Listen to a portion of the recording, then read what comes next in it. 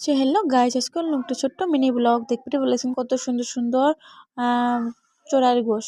তো এলো আবার লাগছে কটকটি চড়াই, দেখো কত সুন্দর হয়েছে কালারটা। তেজপাতা, আদা, রসুন, জিরে, মশলা সবগুলো দিয়ে, গরম মশলা, তেল সবগুলো দিয়ে, পিস টিস দিয়ে, লবণ টবণ দিয়ে মাহি চাহি চড়ে দেওয়ার পরে কালারটা দেখো কত সুন্দর হচ্ছে। আর খাইতেও কিন্তু পুরো টেস্টি লাগছে, গরম গরম ভাত দিয়ে, গরম গরম সবজি।